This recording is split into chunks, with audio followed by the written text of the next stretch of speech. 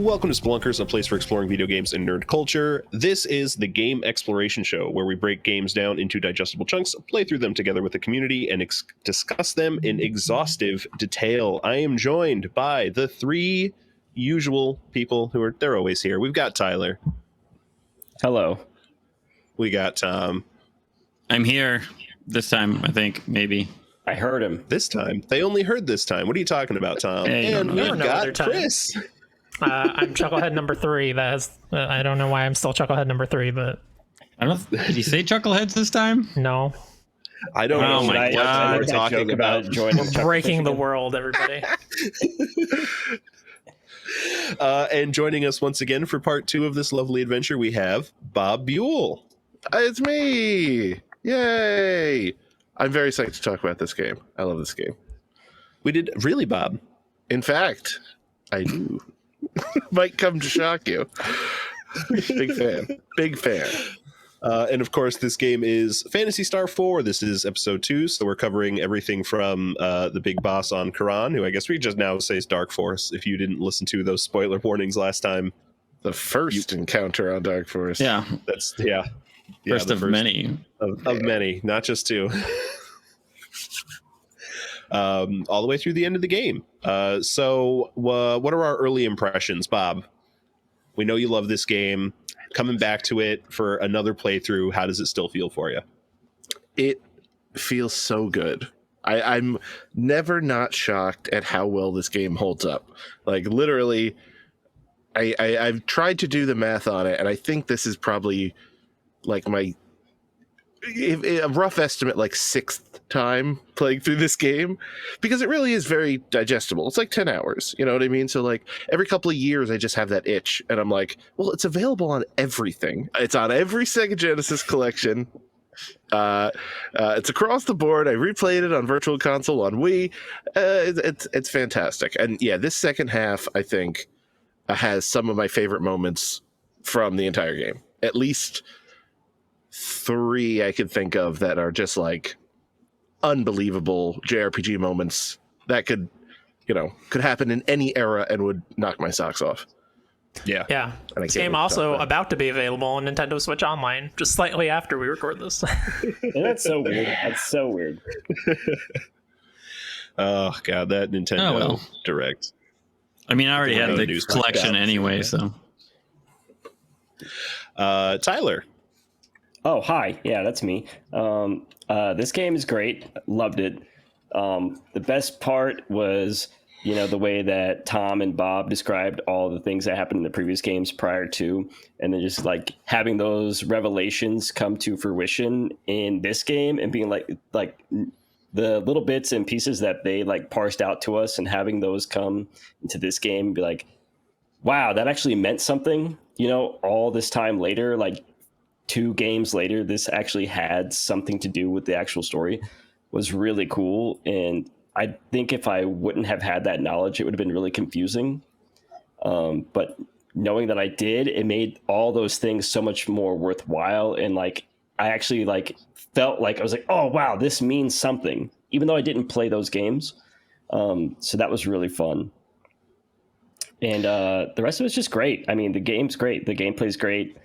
And the story holds up, and I just can't believe that this game is this old, and it plays like any other game that you could find out there right now. It's crazy. Yeah, I mean, if you're a fan of pixel art, turn-based JRPGs, it doesn't matter what year it came out. Like, this is a good one. The pixel art's really good. The story's really good. There is so much good pixel art. It's there really is. Especially when you get to that 4th planet. All the weird monsters that you fight. Yes. It's so fun. I love it. Yeah. And it's not all bright and cheery. There's that one cave that's like all body parts and eyeballs. Like eyeballs sticking. Yeah. Like You gotta go through the fallopian tube transporters. Yeah. The whole dungeon is like undulating. Oh yeah. The very last dungeon, I was like, amazing. There should be a seizure warning for this one because, dear God, Yeah, that was one enemy. crazy. Chris. Hi. This game is This game is really cool. Yeah, like the complaints that I have are the same complaints with the first episode. It's just, it's an older game. They don't have descriptions for the abilities and stuff, and I still have to continuously reference a guide. Eventually I got used to what techniques do, but still for skills I was lost every time I went to the menus. Like, which one does damage again? Which one does damage to all again? Which one is just paralysis that I'm never going to use? I don't remember. Those are really the only complaints I had. And similar to Tyler, I'm glad that we recorded an episode in the middle and I learned that this is, Marvel's Endgame, and I needed to know that it's referencing old games, even if I don't know those old games, because that stuff definitely came to fruition here. And I can see why there was not a Phantasy Star 5. This feels very final. I think there could be a Phantasy Star 5. There's no reason why there couldn't be, but I see a finality to a very large arc here, and I like it. I mean, they could just remaster or remake. Oh, that would be so good. If they even redid the first one. Yeah, just do the HD 2D thing at least that they're doing with Dragon Quest. No. We're talking the Final Fantasy VII remake. Oh, that'd be so good. That would be amazing. On PlayStation 2, they actually did a remake of Phantasy Star 1 and 2, but I believe it only came out in Japan. Boo. So you can full blown redid all the art, made it not 3D, but made it not sprite based basically for the PS2 era. And there were at least plans to do 3 and 4, but I guess 1 and 2 didn't sell enough. Weird that they only released it in Japan and it didn't sell enough. Come on, bring it over here. But you could find fan translated ROMs and stuff online that are pretty dang cool. I've always wanted to replay them that way. I think that's probably the best way to at this point, but Sounds like something you should do for charity stream, Bob. Gears turning. Tom, what are your thoughts on this second half here for this playthrough? I mean, I love the game because I played it when it came out because I'm old as shit. I mean, there's really not much more to say that wasn't said in the last episode. Yeah, I mean, I had a great time playing it. It was nice. I think I said last time, just all the music coming back and seeing everything just brings back all the times playing it when I was a kid. So it was a lot of fun. I'm glad I played it again. And I echo all those sentiments, including the whole description of items thing is the one thing that would make this a 10 for me, honestly. Well, if you played it when it came up, there's these little things that used to come with games called manuals.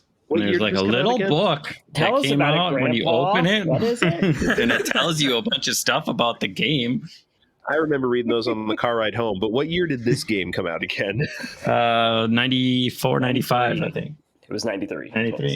93. Okay, the year I was born, Tom, I was not playing Phantasy Star 4. Oh, yeah. You weren't born. I mean, that's not my fault. Phantasy Star 4 manual in your hand, Ryan. Get the fuck out of this podcast. I should have looked downstairs before we started. I think I actually have the actual case for this game. I might have the manual. I should have looked. I got an uncle who works at Sega. He gave me a manual one time. It's not code. You're not molested or anything, are you? Anyway, after my uncle works at Nintendo joke that I was trying to work it in there. Come on. Gave you a manual, huh? Yeah, wow, that's a bold tale to be telling, buddy. False. His favorite time in Phantasy Star, when he was given manuals, was when he was inside Tyler. So they don't call the starfish for nothing.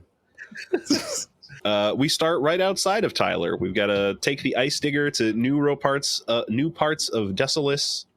What's the first town we go to? Zosa. Yeah. You got some nice new equipment, but there's not much happening here, as I recall. I'll be honest, I got kind of lost in this area because I wasn't sure exactly where I needed to go. And so I kept going up to the trees that you have to go to later on and kept getting my ass kicked. And I was like, well, obviously I can't go here yet. And then I forgot that there was the talk feature in the menu. And I was like, oh, okay, I got it. I see what I'm supposed to do here. Yeah, they're usually... Oh, sorry. They're usually pretty good with a cardinal direction out of that talk. So, yeah. Yeah, I ended up at the Mist Valley first, which I think is an optional area. I don't know if you guys ever went there, but you talk to a big cat and you get a claw for your. That was cool. Rico. Shout out to Phantasy Star 1. Shout out to Meow. Nice. There is rumor and innuendo online that big cat is either a ancient version of the party member from Phantasy Star 1 or their descendant. Probably more likely their descendant. But yeah, there's little references. Like if you talk to the other cats, they talk about like, oh, I'm sure I could open a bottle, like, and add a context that makes no sense, but that's how you find your party member in Phantasy Star 1. Like they're stuck in a bottle. So yeah, that's it's a totally optional dungeon. It gives Rika a weapon, but only for one hand. Why don't they give you two? Yeah, that made no They give sense. you one silver. I think it's called Silver Tusk. Silver Tusk, yeah, Silver Tusk. Silver Tusk. Like, why And I not? believe, isn't that the weapon that's like effective against dark? So it works really well against when you're fighting the profound darkness Yeah. and the dark force. Yeah, it's very nice to have. Yeah, I did this, but I wound up going there after I went to Rochelle. Yeah, there's a lot of variability here. Because I went to Rochelle and was like, oh shit, Zombie Town. This isn't That was super cool. Yeah. I love that. yeah, my first note's just like, what the hell happened here? Real quick, I want to go back to the little cat area. There was one cat off to the upper right-hand corner next to the big cat, and you talk to him, he's like, oh, he's trying to imitate the boss or whatever. And he's just like curled up in a big ball. I was like, oh, that's so cute. What a cute little thing here. Yeah, Those I cats love rule. that little cat area. I didn't see it coming either. I'm fighting my way through a dungeon and all of a sudden talking cats? Yeah. Gotta All get right. your Sega Master System knowledge up. Yeah. They didn't eat any nuts, so they couldn't grow wings and fly away. Yeah. Yeah, and then that year that I was born, Tom, I was, I had Nintendo in the house, not Sega, so I can't change that. Not my fault. Blame my parents. Yeah, there's also, it's probably supposed to be like Mesa, but I just keep saying Meese, as in the plural of moose. It's the town where Kira's from. Yeah. I call it Where- Mesa. Where Raja falls ill, right? Ah, Yes. Raja. No. No. Yeah. He was that's the worst. taken from us too soon. We just got Raja. Yeah. Hated that moment so He is hard. the best character. Like, I mean, if it's just him, you can't beat the game, obviously, but he is far and away the best healer. When you lose him, it's like, now I gotta balance Rika and Chaz again, just going back and forth. And then they give you another character shortly. What is it, Kira? Yeah, Yeah. Kira sucks. Yeah. Yeah, she's an okay healer, but that's about it.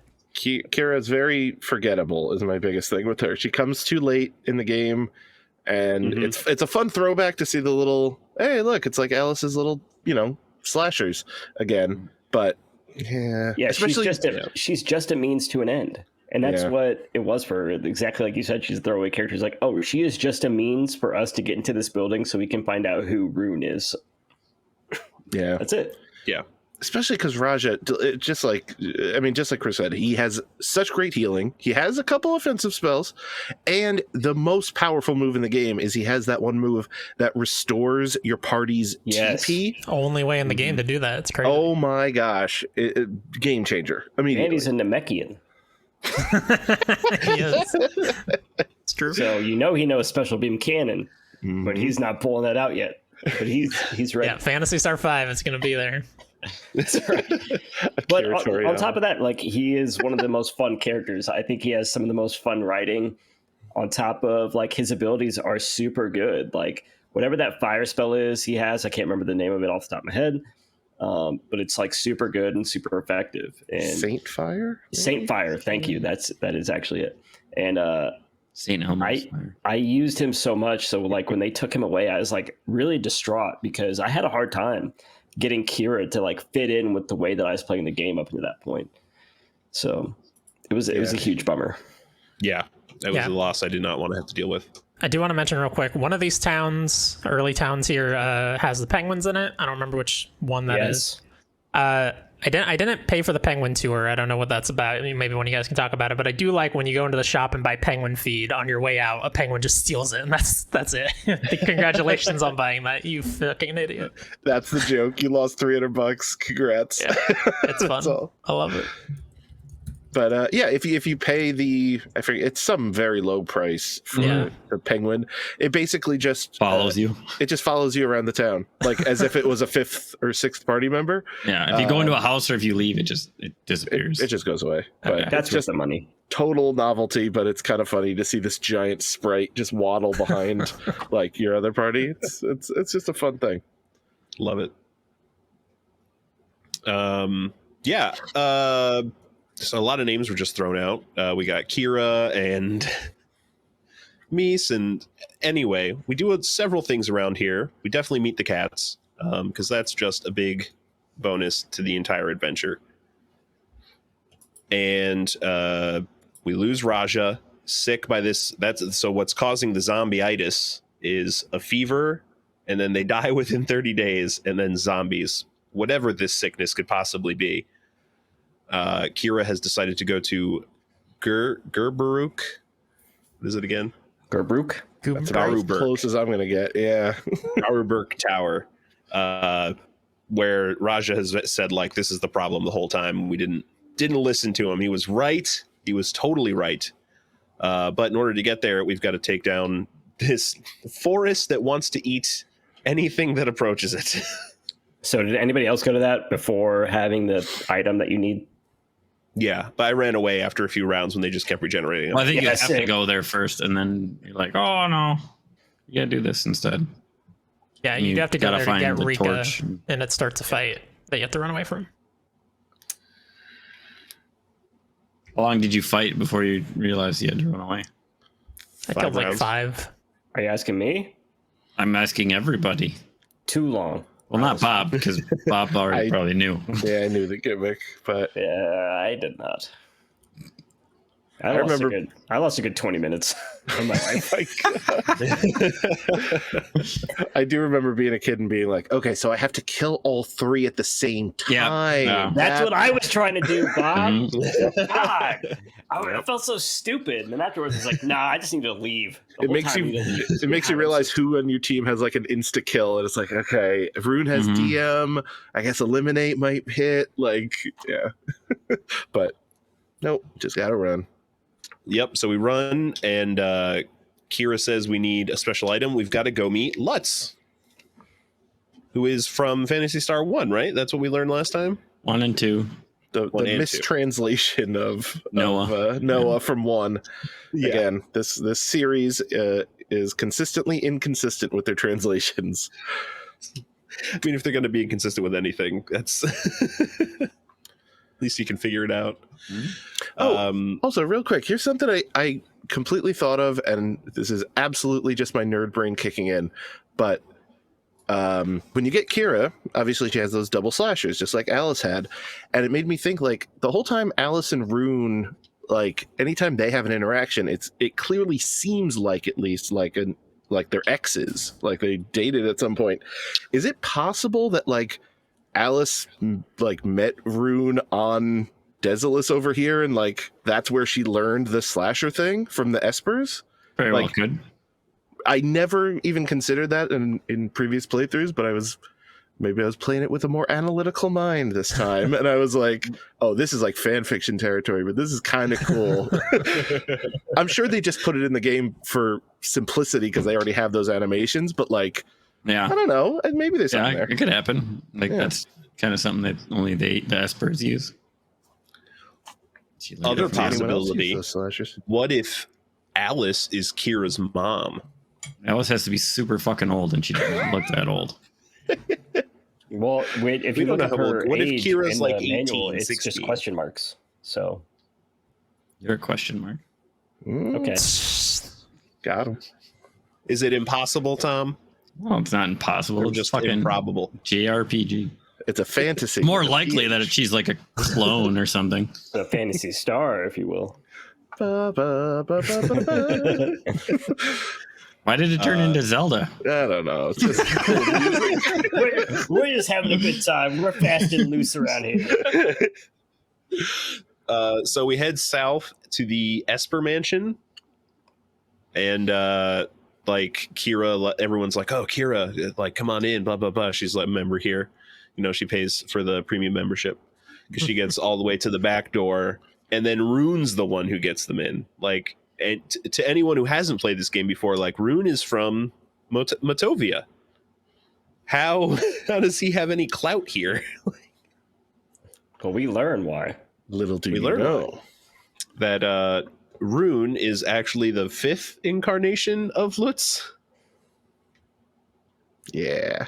He's basically the reincarnated super wizard from the first and second game. Who you only briefly meet in 2, but he's a main character in 1. So But I like how they joke about the cryogenically freezing. Because that's what happens in 2 when you meet him. Is he hops out of his little yeah, he goes paper in a little bed. tube. Yeah, they go, and he just sits up. It's like, the fuck? Some rough sprite work I remember from 2, but it's very cool. It's exactly what Phantasy Star is. It's that mix of science and magic, where it's just like, we're gonna cryogenically freeze a wizard. Like, Why not? what more explains Phantasy Star than that? That's a great sentence for this game. Any other thoughts here? Kira's very disappointed that douchebag Ruin is the legendary Lutz that she's looked up to and kind of with Right. her. I don't know. I love that revelation. I was like, I think it's a "Oh, great shit." revelation. I Just- can't believe, like, especially like after what Tom and Bob had talked about, you know, in the previous episode. I was like, oh, that's so cool that they're bringing this forward into something. I was like, felt great. Loved Yeah, it. I love all that connective tissue. Even if I didn't get to experience it, just knowing it's there and getting to know that background, that's all super good stuff. We have to go get a MacGuffin. What do we have to get at Goombius Temple? Some fire, sacred fire, The torch, yeah. Clips torch, sacred torch, something torch. something. Yeah, that sounds right. Gotta burn those evil trees down. Yeah, That's right. fuck those trees. So we head west. We go Only to who can prevent forest fires? You've chosen you, meaning me. The correct answer is you.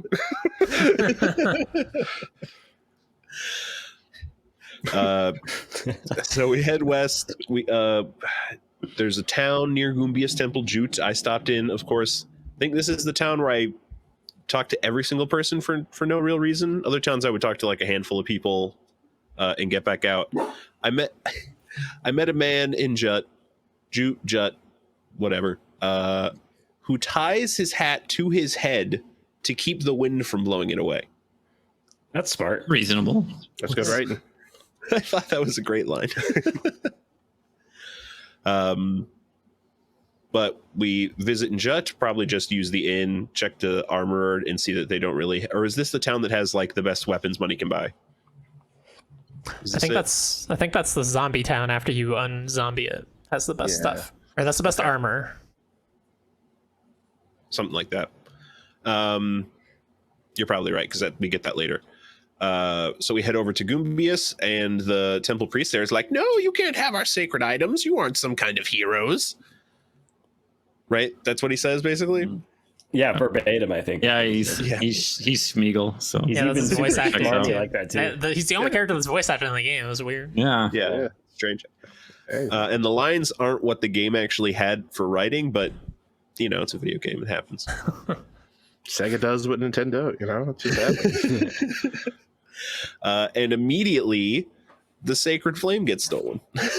These three jokesters decide to steal our sacred flame. Okay, I'll be honest. This part kind of sucks. I don't like this next area. I don't- Castle.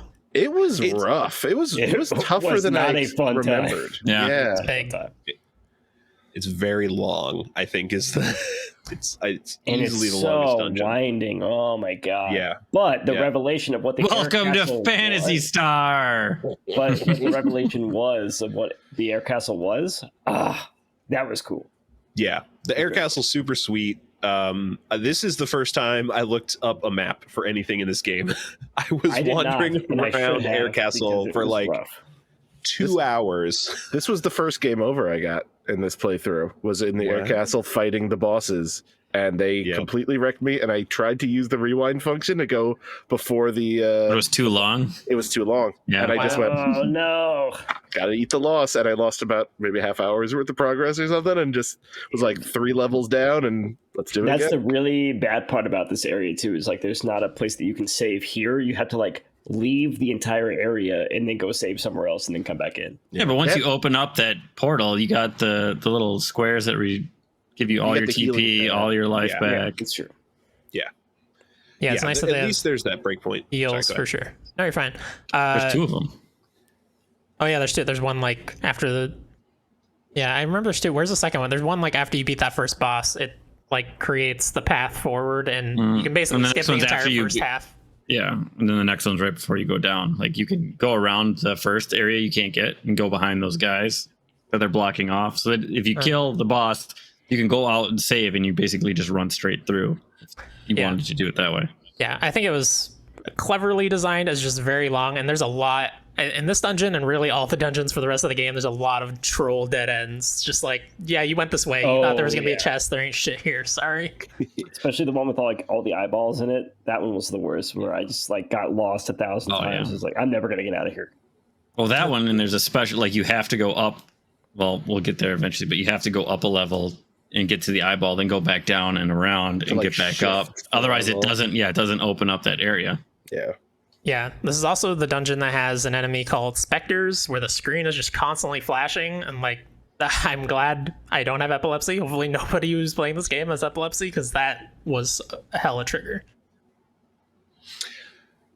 I don't remember my screen flashing at all. Yeah, I don't Maybe that was a problem with, well, no, because you're playing the same version as me, Ryan. I don't know. Yeah. It was like constant white flashing. I don't know. There's something wrong with your computer. Probably. There actually might have been. I don't remember that either. I'm looking Can up your what these computer enemies not run Phantasy Star 4, Chris? Is this? Yeah, it's not powerful enough. Chris chose the wrong time to start smoking meth while he was playing games. Oh, fuck! There's actually just a ceiling fan and then the light, and it just kept hitting the light, bouncing it off the screen. Yeah, that's what's happening. I should have bought that stainless steel ceiling fan. I definitely took the opportunity to grind in what was a nicely populated enemy area with free healing right there. And in the day and age where I'm playing this with quick saves, hell yeah. Yeah. You mentioned this was your first game over, Bob. I didn't get a game over, but this is the first boss in a long time, like even more so than Dark Force, that I had any problems with. I didn't end up losing, but like I had one character alive who finished him barely. Which is great when that happens in an RPG. It's like a really great feeling, but also you're on the verge of a bad feeling. That I remember the first time dissolve on the last enemy when you're like, oh. Yes. Yeah. Oh, I remember playing it when I was a kid, and there were several of these battles where the only one left alive was Ren, because he was the only one that could go all the way down, heal himself all the way back up, and he's immune to a lot of the magic. Like, it does barely any damage to him, and he's just like sitting there, and he's just fucking shooting him with his napalm shot. And then he gets down, you just heal him back up. Everybody else is dead. I'm like, well, fuck, I just beat this, and fucking Ren got like 20,000 experience, but nobody else got anything. That is exactly what happened to me on a future boss fight. When we get to it, yeah. Literally 100% exactly that. I was like, well, come on, Ren, put in work, man. You got like 15 recovers left. Like, you guys are all about Raja, but I mean, fucking Ren could solo this game, probably. Yeah, when you get him up to that level 98. But don't get a 99. No. Don't go past that. Things could be awful. Yeah. Oh, actually, before we left for Air Castle, there's a weapon plant. Oh, right. That's Also I walked optional, into. I believe. Yep. Yeah, it's it's entirely optional. Because I walked in and Ren's like, "Oh, everything's cool here since we fixed everything on Crane." I'm like, "Oh, coll. I don't have to do this dungeon." I left. And then you don't get his. Yeah, you don't how get his much technique. terrible that decision was. Yeah. Positron, right? Like his super. No. That's not at this one. That's at the one. That's at. That's the The one side on quest one. Yeah, the side quest. The Silver Knight or whatever. That's where you get his ultimate. And that thing fucking. If you put that together with Medjid, Deban, and one other one, I think that's like the best. Rune, ultimate magic spell, whatever that is. Yeah, it's like you do 4 of them together and it does like ridiculous amounts of damage. It's basically always 9999. Yep. It's super satisfying. Yeah, on everything on screen. Yeah, it's basically Knights of the Round with the times 3 or whatever that materia is. Yeah, I wound up looking up the combo list. I think around the Air Castle boss fight, because this was the first one I struggled with a good bit at all in this game as well. And I saw those 4 listed out, and I was like, I don't even know what 2 of these are. And I went to Google. I Googled them. I'm like, yeah, that's probably not happening right now. So, I don't even think I was because Rune was only 30. When I entered the game, Chaz was 38, Rico was 41, everybody else was like 35, 36. I don't even think I learned Medjid. Like, I don't think anybody even learned that. That's optional dungeon. Oh, is it? Yeah, that's optional on Rycross. or Reich, however you say that. Oh, really? Was that the I didn't anger find- one that every time I went in there, they're like, "Fuck One you, of my get out." favorite moments in the game, but we'll get there. Yeah. Yeah, let's get back to fighting the original boss from Phantasy Star. Yeah. Is that who Lashik is? Oh, I guess that would make sense, Well, right? it's Lassic in the first one. Lassic. yes. Again, that dang translation. But you yeah. find the Lacone fucking one of the weapons or armor, I think, and that's like the best stuff in the first one. Minus the shit for Odin, because for some reason his heat gun is way better than everything else in the first gun because it hits every person. I think it does like shit tons of damage. Oh yeah, that was another thing it took me a while to realize is that Ren's got guns that can hit everybody and guns that are the stronger guns that hit single targets, and using those guns that hit everybody is great for clearing mobs. Yeah, but a lot of these dungeons, Say that it's again? best to just have the napalm what? shot. What was that? Excuse me? There's Ren some has guns that different hit everybody. weapons. Yeah. I understand that he had different weapons that you could equip, but they did different damage Yes. to enemies. Well, Well, they yeah, hit that more part. than one. Yeah, some of them there's fire deal damage. to 3 There's enemies. yeah. I know, but you said like it would hit multiple enemies, or it would hit. One. Yes. Did not pay attention to that. I can tell you that for sure. I don't think I ever saw that happen. I think I only ever saw Yeah, it hit me one either. enemy. Yeah, that's why when you're fighting a lot of these bosses, the dark bosses, fire does the most damage. So not putting the best thing Ren has on is sometimes a good thing. Like I had napalm shot on almost the entire time I think that's because what I it had. does like 300 damage to those. Oh, Yeah. nice. I want to say maybe this dungeon or the one after they're like either holy or electricity it basically does like next to nothing. So like even runes Ephes or Ephes, however you say that, Yeah. does like 1 damage. Yeah. I think it's this dungeon, I want to say. So yeah, a lot of playing around, a lot of different factors. Yeah, for sure. They definitely don't just let you attack your way through this game. There's a lot of having to think about the combat. I think that's one of the nice things too. Is like I was constantly changing my strategy. Like every time I was in a new area, I was like, "Oh, I'm going to tackle this way." And there's a lot of games, even now, that like I just do the same thing throughout the entire game. Yeah, I'm going to tackle it the same way. I'm just going to brute force my way through it. But this is like, no, I got to sit and think and like figure out, especially like the very last boss. I was like, I got to figure out the way I'm going to beat this fucking thing, you know? It's a marathon, phase? not a sprint. Yeah. Yeah. So So we take down Lashik in the Lassic. air castle. Lassic. He's gonna use his original name. I'm on. Also, it's super cool because he's a like zombie, and he's like, "I'm decaying again. Welcome thought he back." was He's not melting. a zombie in the first one. No, that's why they even talk about like, oh, he paid such a price to live for thousands of years and all this stuff. Like he's just like this, you know, he was killed 2,000, 3,000 years ago or whatever, and he's just solo zombie living in a castle. Yeah, but he's back in his space. air Like, castle, like just floating through space. That's so A husk of a man. cool. Just waiting for Lutz. He's like, I'm gonna get you, Lutz. My I think- pea Killed me is- once, but I'm gonna get you this time. That's I right. do love that after you beat him, he's just like, well, it doesn't matter if I win or lose. I'm keeping this torch for myself. And then Rika just goes a yoink and just And like jumps up and grabs it. Yeah. so good. Yep. So we get the torch back and head back down to. We just feed it to the forest, right? Burn the Then they're motherfucking finally trees. satisfied and full. They don't need to eat us as we walk. No, we burn the Sure. whole thing down. We're happy And- trees now. Yay! Extremely happy. Let's do our And flaming. then it's time for that dance. Garu Burke Tower. And this place is Terrible. it's weird. It's terrible. It's terrible. I thought this It was was a so fine hard to dungeon. get through. God, I got cannot through it in figure like my 10 way minutes. I didn't think it was bad. Yeah, I didn't think it was that bad either. through. Isn't this the living Yeah. eyeball thing? Yeah. Yeah, this took me a long time to get through. Yeah, I was kind of confused about what like touching the eyeballs did and stuff sometimes, but I got through it. But I Yeah. was also like really trying to grind out and get levels at the same time. So it's like, okay, I'll grind out a little bit and I'm going to go to the end. I'm going to come back here, grind out a little bit, go to the end. And so maybe that's why. But yeah, I felt like this one and the air fortress or temple was like really confusing with the layout. It was like wasn't super straightforward. Like all the other ones, like this is a pretty straightforward path. You can get through it. Let me tell you, this you're was gonna go like- back and play Phantasy Star 2. You better get used to that because they are even more confusing in 2. I'm gonna give you a little insight, Tom. I'm probably not gonna do that because there's a lot of games to play right now. I'm not gonna play that. No, there's nothing new coming out. You're good. Okay, Bob. Okay. When does Metroid Dread come out? Yeah, probably like 2023 days. or something.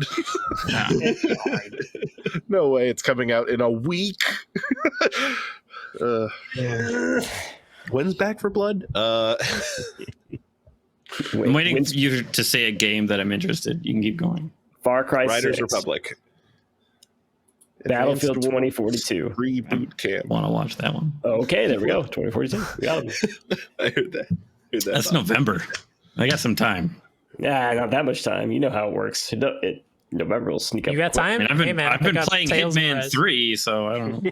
Okay. Hitman 3. I don't have time, but It's a good game. All the time in the world, though, as we get out of Agaruberg Tower. Thank you. And guess what's at the bottom? What's that? Dark Force. Which one? It's back. The easy one. This was a really easy boss fight for some reason. Yeah. For me. I don't walked remember through this this one. one. yeah, I don't remember this one. Yeah, but, I think like, he has a lot of attacks that only attack one Yeah. enemy or one of your party members, and that's what makes it a little easier. I think the You know worst. why I don't remember this one is because this is when I realized that you could use Grand Cross, and after using Grand Cross, it's like, game's over.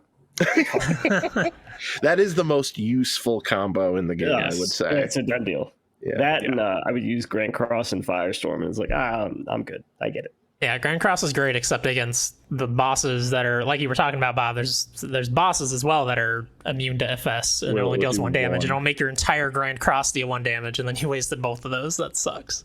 Yeah. Which is coming up because it's one of these dark forces. I'm fairly confident that you can't do anything to. Maybe it's the fucking Seth one. That guy was a fucking a-hole. Yeah. Yeah, we'll talk about that. Which one? I mean, we're right on the cusp. oh of yeah, the Seth. guy. I forgot. Yeah, it's right about here because after we finish off Dark Force in the bottom of Garuberg Tower, we go to Soldier's Island. We go back down to Motavia. We get a boat, which I don't know, man. Repair A costs on boats. hydrofoil. Yeah, please. It's a hover. Not just More- yeah, it's a boat, hovercraft. That's a hovercraft. Lets Also, you go we didn't all talk over about how Motivia. Kira left. Yeah, sure. whatever. Take your Metis with you. Healing one person. Who do you think you Now are? we're back I got down to 3 Raja. people.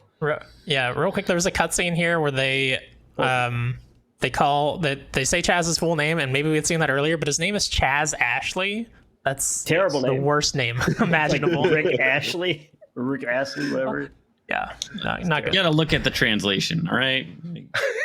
I'm sure that is not what it is in Japanese, but None of these are correct, but it's what we got. So yeah. And Yeah, this is also Like where Charles Archer or something. Yeah. Charles Archer. Chaz This is- Ashley. This is Buck where you can Wellington. There we go. Buzz Killington. This is where you can do all the side quests. You don't have to do them all right now, but this is where I did all of them. If we want to talk about those.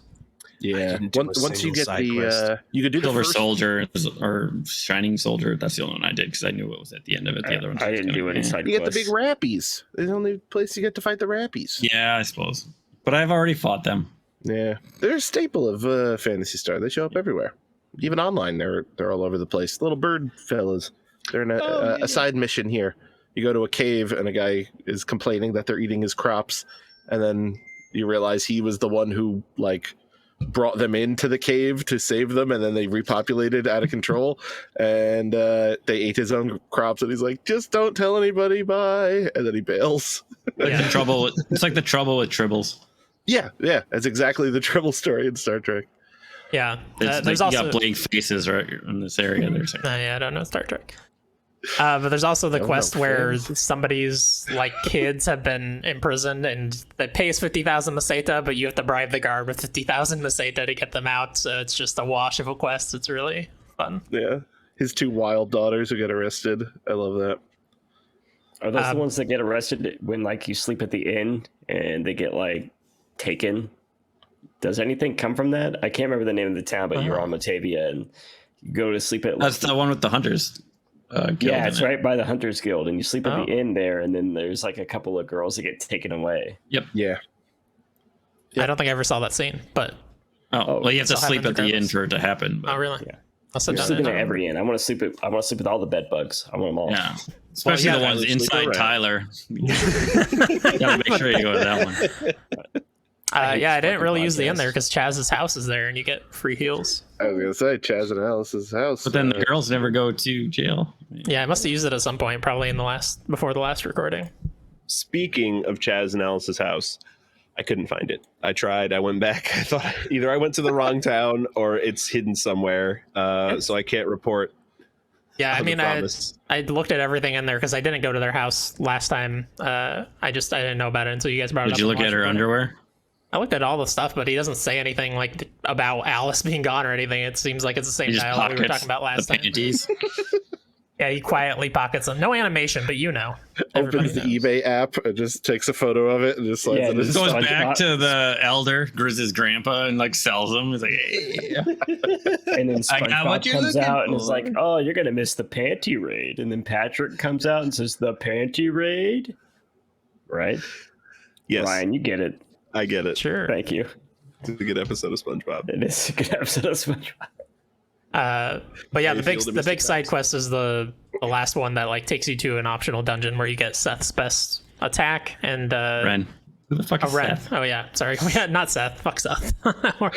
Yeah, Seth's an Seth is asshole. cool before he turns into a fucking angel from Neon Genesis. the coolest Yeah. boss fight. But it's also a great area Great to gain. scenery for that, yeah. Yeah, it's a great looking area, and it's a great area to gain some levels. And I really went through a roller coaster here of like I've written, oh, that was a great final side quest to gain a lot of levels, and then you immediately get Seth, and I'm like, well, I wish I'd fucking grabbed Seth first. And I'm like, well, fuck Seth. Never mind. I'm glad you didn't level him up. He Like an sucks. hour later. Yeah. Yeah, I Oh, had to bitch. save. Like, I did a quick save right before that fight because I did the boss fight with Seth. And I was like, oh, this is super hard for no reason out of nowhere. And then he kicked my ass, and then I did a quick save. And that was rough for me because I was not expecting it. I don't know why. I was like, oh, we're just going to get another party member because they took Raja from us. No, they took Kira from you. I don't. Who cares about her? She was nothing. Raja, that's what we want. That's actually what I was going to ask.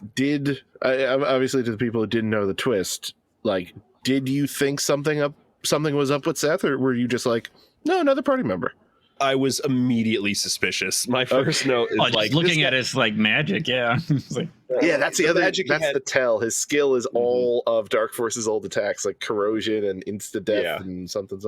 I didn't pay close enough attention. I was like, oh, okay, cool, another party member, whatever. Yeah, got a it's super just- cool old man with a mustache. Yeah. Yeah, I was like, hey, Tom's in the party, cool. I have a Yeah, mustache. no, hey, I'm with you, Tyler. I didn't use any of his skills. I just used his attack macro, so I didn't see that he had all those Dark Force skills. And I don't know, he looks generic, but like a lot of the characters you get in a party look kind of generic. Like I actually Yeah, I was like like, that. oh, None of it's them just really like- look like I'm the superhero here, and everybody else looks stupid. Their designs Kind are of a reminded me little of like normal. Hercule from Dragon Ball Z. So I was like, oh, all right, this guy's cool, whatever. He just got like a mullet instead of like a Yeah. afro. I was like, this is fine. The thing that stood out for me is that no one like introduced us to this party member or talked about them before us meeting him. Just an archaeologist going for a dig, man. Yeah, he was just But- there, man. Every other party member except for Raja, who we crash you- land in his temple. When you meet Grizz, there's no like introduction. Like you're talking to the grandpa guy, and then you just like no, And he you're says like- he's gonna. But Grandpa says he's gonna send Grizz with you. He's like, you get To the go Sonic the downstairs. Hedgehog But looking you see what I'm saying? motherfucker. It's like you're doing something, but and it's- then he it's just some kind happens of- upon you. But it's some kind of like, it's some tertiary person like vouching for them in some fashion. I don't know. Seth just came out of left field for me, and I was immediately suspicious, especially upon seeing those techniques. He's actually an old lover of Alice's, so I mean, So we should not trust anybody named Seth going forward in our lives. Yeah. Correct. Uh, Sorry, Seth Rogen. Ryan, I'm with your theory, but also like Han doesn't have any kind of introduction from another character. He's very early, obviously, but Yeah. he's just like, No, I'm just the, gonna join you. The The prince. the headmaster. Yeah. The headmaster at the school is like, I'm like, Han's in the room. He's like, I'm with you. I'm like, Well, you definitely should not trust there's that a headmaster tertiary because that man person. was evil as fuck. but it's still a tertiary person like vouching for the extra character being added on. Stop using big words that I don't know what they mean. Third, I keep a third person, thinking you're saying tertiary. something about somebody's butt. Here. Maybe I need to go. Tertiary. Maybe I need to go rewatch the footage, but my memory of that is that you are told about the basement, you go down to the basement, and then Han's standing in front of the basement and Han's is like, walking hey, back I'm and coming forth. with you. I don't remember that. I remember it being like, And then Alice makes him pay to join your group. Yep. I remember Every time, the every headmaster mission, saying something she about someone pays him with you, pay. though. And it actually adds to your party total, which I love. Oh, I didn't even recognize that part. Oh, yeah, I didn't say that. Yeah, they give you free cash early in the game. They're just like, here, you'll need it. That's She's cool. just taking away fucking Han's like wedding fund. Well, he's living next to this island that contains evil Seth, so he doesn't need that much money, I guess. Yeah, so we're at what Soldier Land, Soldier's Temple. Yeah. Soldier Field. Yeah. That's right. With We're playing football. did Chaz have his breakdown at this point? I'm having a brain fart. Or is that later? More than one, isn't it? Yeah, the who big doesn't one. he break down after Alice It breaks down after everything. I think it's a little after this, if I remember. Okay. I love it how like every time he has an issue, Rune just comes up. He's like, "You gotta be a little bitch," you know. He's like, "I'm not really gonna say this, but I'm gonna say it. You're kind of acting like a little bitch." You know? Chaz's response should be like, "Look, dude, I'm 16. All right, I can't deal with the Yeah. pressure." Of And this he's like, solar "Listen, system." I'm the 5th generation fucking magical wizard who's been cryogenically frozen in ice for whatever reason." Yet he still You're being a needs little you bitch. to wield Alice's sword. Man, that part was so cool though. I will say though, before we move on, the boss fight here, this is the one that only Ren survived this time, which makes Yep. it super dramatic. Seems familiar to me, yes. But I love this boss fight. I love everything about it. Yeah, the tone fact is that amazing. Seth like joins your group and then immediately betrays you and like literally rips apart and like Mhm. becomes Yeah. Dark Force. It was amazing. One of the coolest looking bosses in the game, where he's just standing on 2 legs and his arm is a sword. And as an extra little FU, like you only have 4 party members because Seth turned into him. So it's just like, Yep. okay, beat the strongest boss in the game thus far. And by the way, you're a person short because screw you. Like it's Yeah, I love it. it's so like scenic and you're actually like just in the by the ocean. Like it's this weird like super evil guy with a super beautiful setting. I don't know. I love everything about it. Like I adore it. I won't I stop agree. talking about it. I won't. Somebody then, Bob. I stop won't this stop man you. right now. Yeah, so what Bob's alluding to is that Seth is actually Dark Force. Which one? Which Dark Force is he? We get to the end of this dungeon, and we get the arrow prism. Mhm. It shoots a light out, and Seth turns into Dark Force. This is probably my favorite enemy sprite in the game. Yeah, I agree. I mean, the very last boss. Yeah, the has final very boss, I cool think, sprite. is Yeah. better, but they're all really Yeah, good. really cool. Also, That's fair. It's still a when we great get to the sprite. 4th planet, there's also a very good sprite there, but we'll get to that. I mean, we're basically right there because we beat Dark Force, and we head off to Rick Ross. Rick Ross. Rick Ross. Yes, that's what it sounds like. That's what I was saying. Rathalos.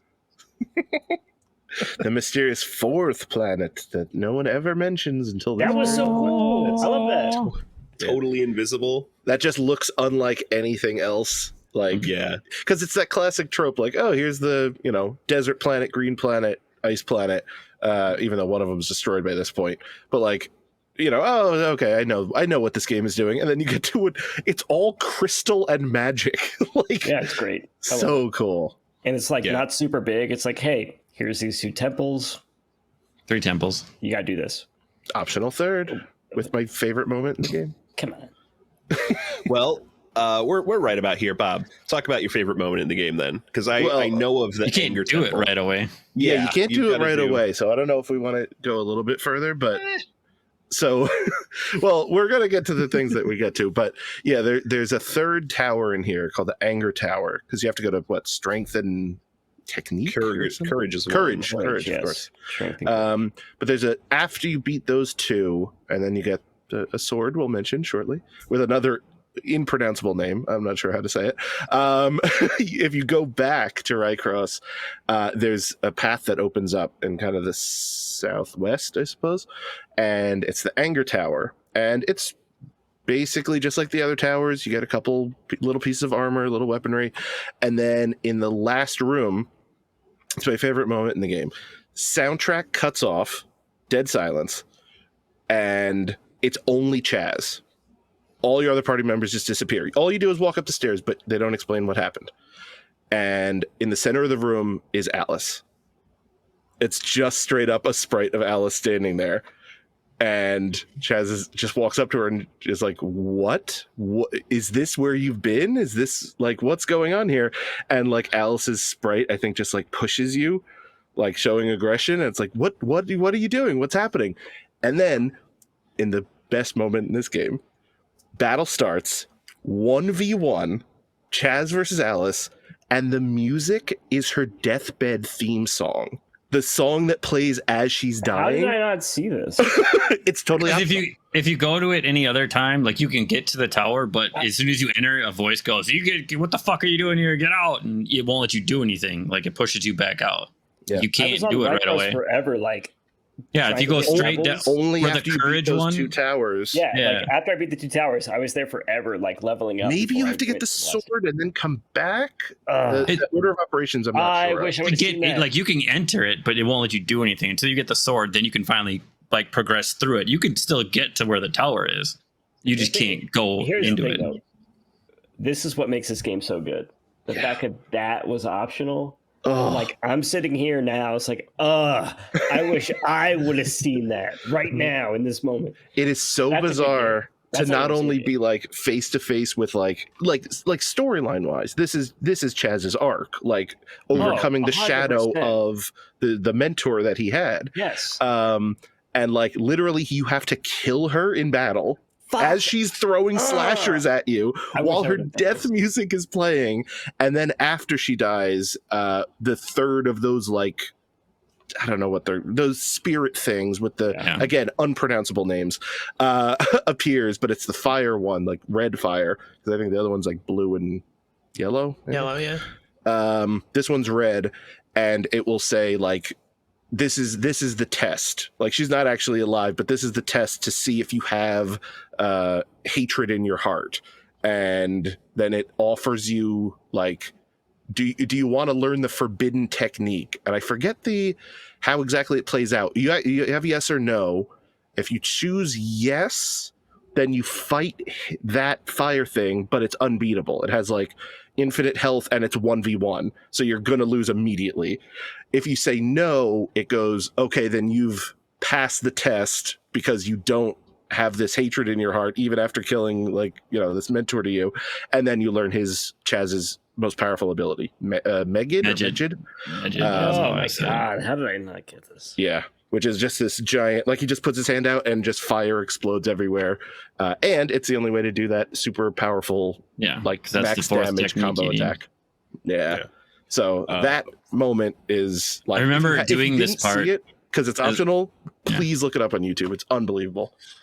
I remember doing this part as a kid, and I remember fighting that thing numerous times. Like, I can't fucking kill it. What the fuck is going on? They do not make it clear that it's unbeatable. No. But like, because you just beat Alice 1v1, so you're like, maybe. But no, it's, you just got to go with it. And these are the guys, these crystal guys or fire ones. These are the ones that Grand Cross does fucking nothing to. It does like 1 damage. These are the guys I was thinking of. Yeah, I missed this on my playthrough, but I learned about it as I was consulting a walkthrough, organizing my notes before recording tonight, and I was like, "That is awesome!" Shit, I wish I went back and did that because I found Anger Tower, but it was before Order of Operations. And he just like kicks you out. Get the fuck out of my temple, little pussy. You don't have a sword. You're not ready. Yeah. But there's 2 other towers here: Strength Tower and Courage Tower. We talked about earlier. We've got to get through them. There's a boss at the end of each one, testing our strength and courage respectively. And upon victory, we receive a bunch of different rings, right? Some Yep. armor pieces For the planets Yeah, all the planets. That's right. Motavia, that you need to fight Dendro, the great darkness of Tyler's Mhm. butthole. Yeah, and 4 of them equipped to your main characters as helmets. But is the 5th one for one of the other characters you can bring, or is it Yeah, just not the one you pick at the end. It's just for any of them. Oh, That's really? the only way you can. I don't yeah, think I could equip it to Raja, but I don't think Oh, you actually have. no, you to. don't have to. It just Okay. tells you that you're picking one of them. They have to have the other ring because it's the only way that Yeah. you can go. That's which the, I like. That's the canonical explanation of why like 9 people don't just jump Dark Force. Like, Yeah. which I think is pretty clever because in any JRPG you kind of need an excuse as to like I built this army of like 23 party members. Mhm. Like, can't we all just jump them? And they're like, yeah, no, man, you got to ring. You got to scan your ring to enter. otherwise I.e. we won't let you in." Chrono Cross, where you get fucking 50 playable characters. Yeah, one Yeah. for every. But all you really need is Glenn anyway. So yeah, I do have that written down. I really love that they have an in-world explanation for that when they finally do open it up and say, okay, take whichever party member you want, but there's a reason why you can only have 5. I mean, even a lot of modern RPGs don't do a good job of like giving you a reason why you have 8 party members, but you have to choose 4. The other 4 are just going to sit on the sidelines because why not? We're gonna root you on. Hope you save the world, but we're not gonna do anything. Good fighting with you all this we're time. gonna stay back here and procreate. Please take Raja. He's disgusting. We don't want to have sex with him. I am surprised they don't let you customize like your entire party though. They make you keep those 4. I don't know if that's like balance reasons or just because they want them to be in the scenes later where they're talking. They want them to specifically be there. I'm not sure, but I'd kind of like if you could do the whole crew. But I mean, those 4 are the best characters Yeah, other than Raja. that so. would be a fucking crapshoot if you took anybody else Just take other all than that 5 of the last others. one. Leave Chaz Yeah. in. Just take all Nobody 5 of with the- healing. Well, Potentially actually- you could just take like I guess Ren, Grizz. Well, Demi even has healing. Well, I think and Demi levels up depending on what Ren has. So if you get all those powers with Ren, I think Demi has those as well because that they're was the thing I interchangeable. was kind of wondering where they decide what levels they get because they were all at different levels for me, and I was like, I'm not sure where they. There's got to be some internal logic to it. Yeah, but- I don't know for the most of them, but I know that Demi and Ren are linked. So if you take them, they're just at that the makes same. sense. Yeah. Yeah, that would add up. It's cool. I actually took Demi, but we're not there yet. So yeah, we clear these 2 towers, and then we get like the history of the Algo solar system. It's like a wholly man-made system, or no, it was fought like light and darkness. It's the story of destiny. Light and darkness are fighting. Story of Destiny. How do I Destiny disconnect ripped from off this? Phantasy Star How do 4. I That's what I'm disconnect from this saying. call? Hold on. There's a red button. I Just was click told the there would be red no button. Destiny talk. I'm gonna get Bungie on the line. Yes, this is Bungie. I don't believe you. We're not doing the bit, I guess. You tried, Do Tyler. the You tried. I tried. Thank you. Light won and locked darkness away in a different realm, and every 1,000 years the barrier gets and like the planets in the solar system are the barrier that or the seal for the barrier that keeps the dark at bay. That's pretty cool. It is pretty cool. I did not see this like So after Every 1,000 years, you mean every game? Every Fantasy Star? it's almost like it's called Generations of Doom. No, that's 3. 4. This is the end of the millennium. End of the millennium, Bob. Yeah.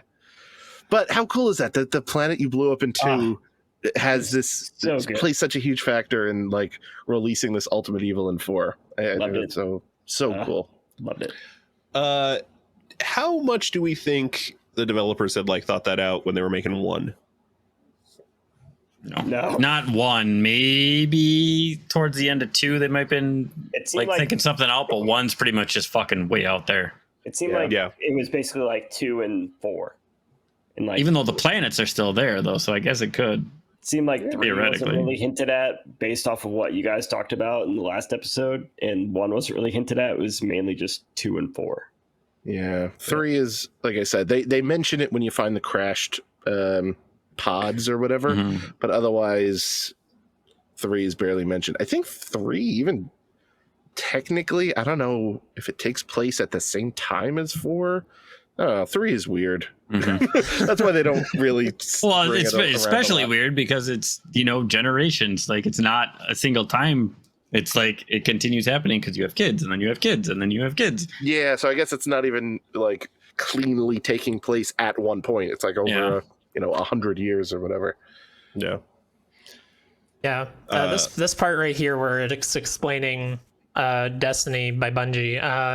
Chaz has a weird personality shift all of a sudden. Like, I was becoming more of a fan of Chaz despite this awful name. Because he's becoming more of the like shonen protagonist kind of, gung ho. I'm gonna save the world. I'm gonna do all the good things. But then right here, it seems like just for the sake of having him have to go get the sword, he turns a complete 180 and is like wimping out of saving the world, the universe, because the universe is too much. Saving those worlds, that was fine, but universe. Didn't you just say it earlier? He's a teenager. He couldn't fucking shoulder but he was fine the with saving the responsibility. world. You know what? I have no problem with him like wanting to not do this, but I have a problem with his argument about it. He's like, how does this relate to me? It's like, bro, you live in this solar system. All right. Yeah, So he doesn't want to do it because he doesn't want to keep doing what everything is telling them to do it to keep the cycle going. That's why he doesn't want to do it. He doesn't want to have his shit decided for him already. Talks about that too, but he definitely says at one point, like, what does this have to do with me? It's like, dude. But it just doesn't make sense. It's like you've already saved 2 of these planets. So Again, translation. What is the issue here? I think it's part translation. It's part, he's a teenager. Like, he's supposed to be a little bit. That's it. He just He's anti-establishment. Yeah. With his buddies on the rowing team. About to go to whatever, No, he's from the hood. Don't you remember his backstory? Yeah, he had a rough I thought he was a Yale dropout who loved to go. That sounds like Han. Han went to Duke. I know where that is. I could go there right now. I could go to Yale right now. I could end the call right now. You could. This podcast is over. So after Chaz's freak out, Rune is like, bro, come on. We gotta cheer you up. We gotta get you a present. Get you saved laid. something nice. Yes. I love He jerks off the way. his hand. Can I say something sincere without you like interrupting? You could try. For a second. I'm not guaranteeing anything.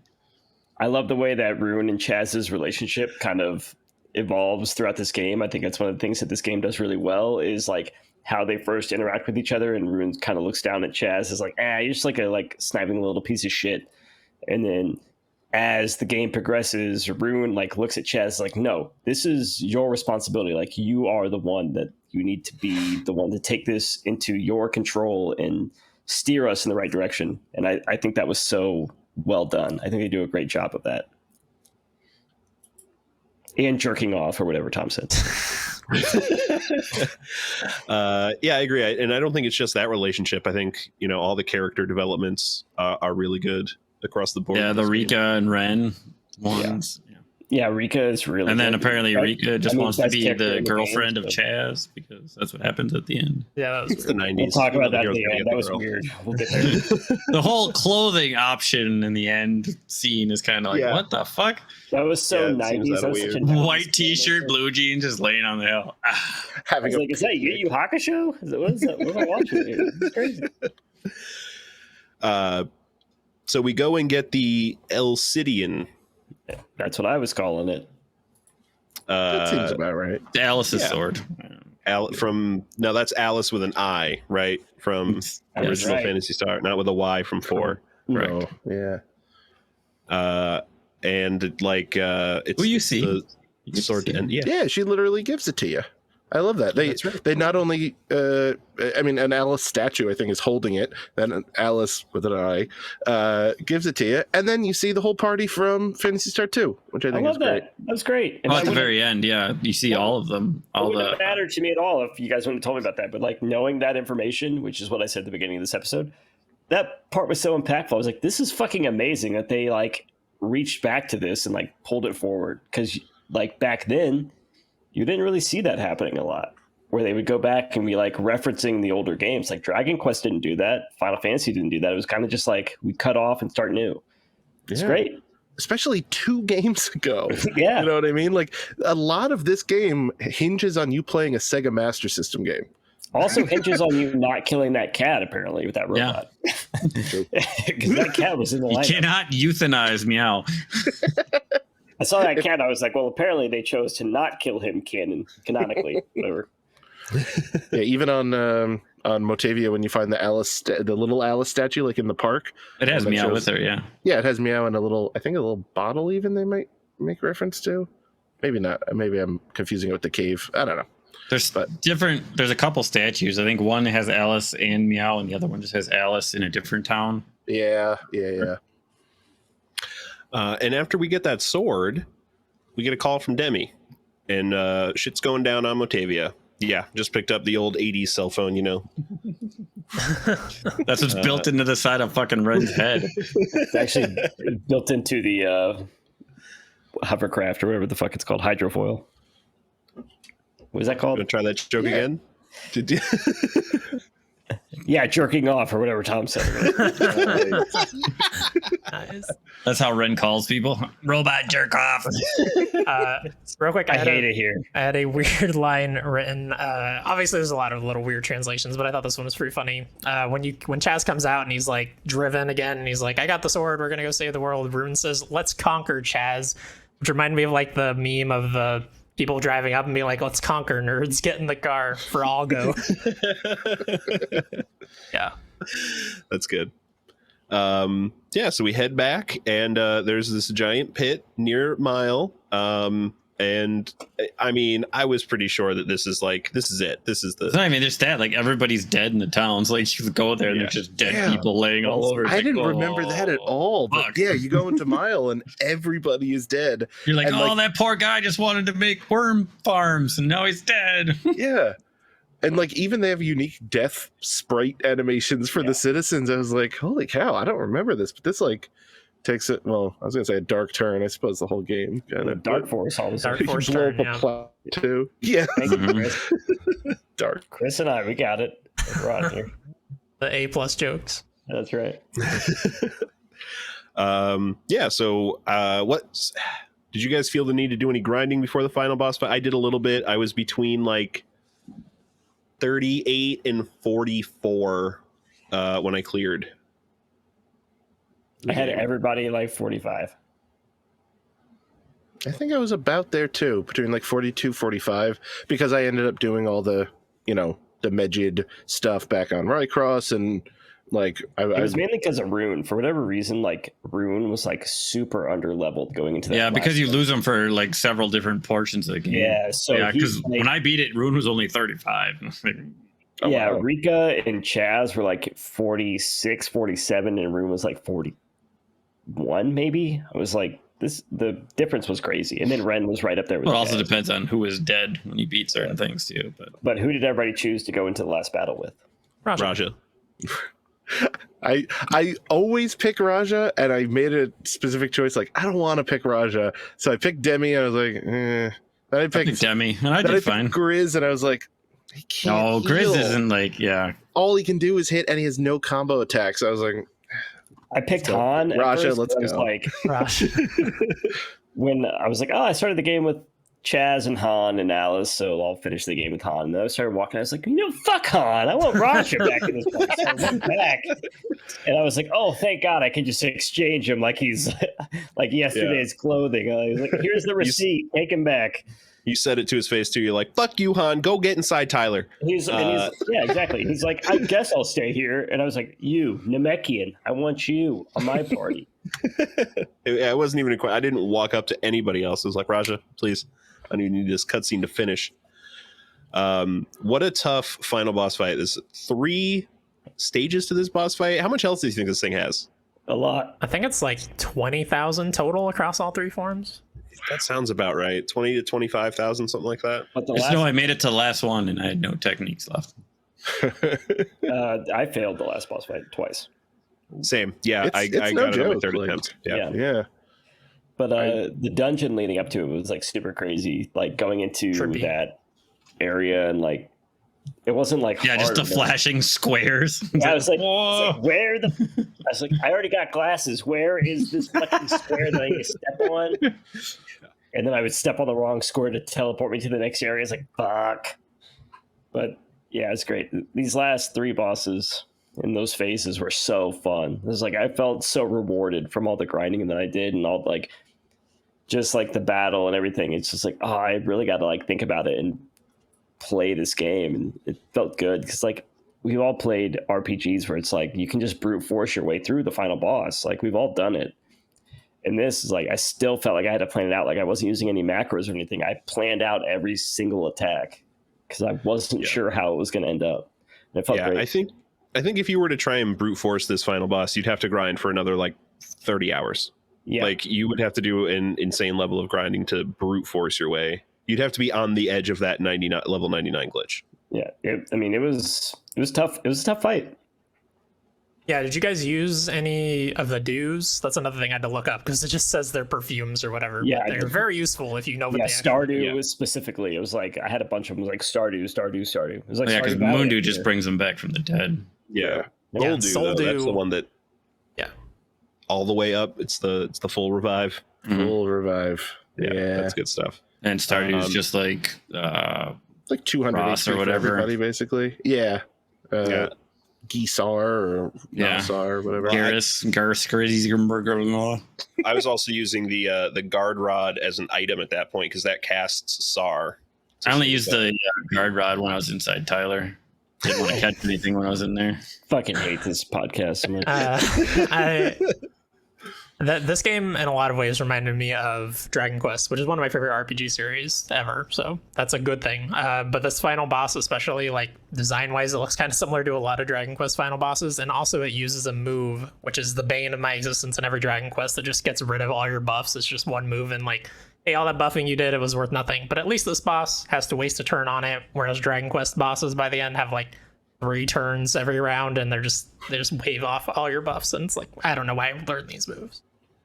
Yeah. Speaking of waving off buffs, it wasn't this fight. One of the earlier boss fights, they buffed themselves, and I remembered from looking up in the first episode what the Psycho Wand is. I used it as an item. I killed their buff. Lassic, I believe. Lassic does it, but there's some knights that they'll do it too. They'll boost their physical attacks and shit. It was probably Lassic because I'm pretty sure it was a boss fight. But yeah, I'm glad we found out what that did because I felt good to use it in a time like that throughout the game, which is cool. On I think late in Desolus also they sell like Electro Claw, Fire Sword, and something else, Tornado Flame Dagger, sword, maybe. Yeah, I think. Yeah, and they say explicitly in the description like imbued with the power of Hewn and imbued with the power of Flaily or however they're pronounced. So like you can use any of those as whatever. So I set my macros when I wanted to like grind for just a little bit. I just set all my macros to everyone using those items because they're unlimited use. That's great. You can do them all you want, and like it casts like Hewn and Tandle, like runes skills. It doesn't hit every enemy, but just one at a time. So there's a little bit of a downside, but it's unlimited. So I was trying to remember if you can combo those because I think Hewn and Flaily together or something. Yeah, wind attack. I don't remember if you do the items. I doubt they it worked but or not. I never saw it in the macros at least. Yeah. So probably not, but I'm not positive. That'd be interesting. Time for an 8th playthrough, Bob. So. Let's go right now. You just have to load up your last save though, because it's literally right before the boss because you can't do anything besides you're just sitting at the spaceport and you go through. Boss, and then let's go. And then after a long, arduous fight, we get with 3 gorgeous boss sprites, by the way. Yeah, I know we kind of mentioned it, but like all 3 of those phases are so unique, screen filling. Like that is whoever worked on the sprites in this game, like had just their dream fulfilled with these boss sprites. I want to say like that last one is when you're fighting the last phase. Is that the big girl that's sprawling with like the I want to say that's like when you fight one of the versions of Nihai first. In 2 is like almost looks exactly the same. She basically like casts a spell or something that's similar to like how Zio casts Dark Force behind him, and it has those like million arms behind her. I remember like how the first thing is just like a bunch of mouths and eyes, just like an amalgamation of all these things together. It's just so weird. That's a representation of the town of Tyler. I fucking hate this podcast. Also, this thing's name is just awesome. The Profound Darkness for final boss. It's a great name.